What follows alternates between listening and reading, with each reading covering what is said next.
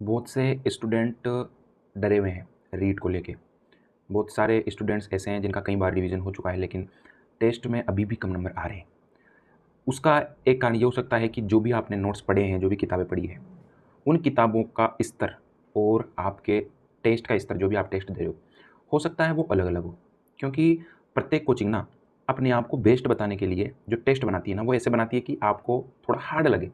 लेकिन जब एग्ज़ाम में आप बैठोगे ना और जो एग्ज़ाम में पेपर बनेगा, जो भी पेपर सेट करने वाले बैठते हैं वहाँ पे, वो ऐसा पेपर नहीं बनाते हैं। वो सबको ध्यान में रखते हुए बनाते हैं। उनको कोई प्रसिद्धि नहीं चाहिए, उनको कोई ख्याति नहीं चाहिए कि हमारा नाम हो, हमने ऐसा पेपर बनाया है। वो सबके लिए पेपर बनाते हैं, सरल पेपर बनाते हैं और ऐसा पेपर बनाते हैं कि आप सबको कहीं न कहीं कोई क्वेश्चन देखने को मिल जाएगा किताब में या किसी भी नोट्स में। ऐसा नहीं है कि उन्होंने 150 में से 30 क्वेश्चन ऐसे डाल दिए जो आपको कहीं देखने को ही नहीं मिले, आपने कभी सुना ही नहीं, ऐसा नहीं होता है। इसलिए ज़्यादा डरने की ज़रूरत नहीं है। जो पढ़ रहे हो ना आप, अपना कंटेंट उसको पढ़ते रहो। जो टेस्ट दे रहे हो, उसका एनालिसिस करते रहो। इसके अलावा और कोई चारा नहीं है सिलेक्शन लेने का।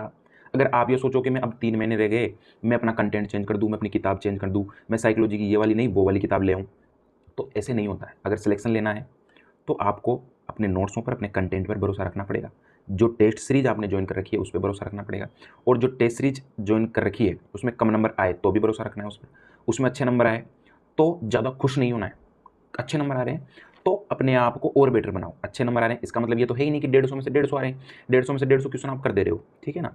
तो मेरा कहने का मतलब ये है, अंतिम 3 महीनों में घबराने की ज़रूरत कतई नहीं है। आप अपना एक ऐसा माइंडसेट बना लो कि मुझे तो पढ़ना है, टेस्ट देने हैं और उसका एनालिसिस करना है। ज़्यादा से ज़्यादा टॉपिक वाइज़ क्वेश्चन करने हैं, बस। आपका ये है, अपने हाथ में कर्म करना है। फल की चिंता मत करो, फल ऊपर वाले के हाथ में छोड़ दो, ठीक है? धन्यवाद।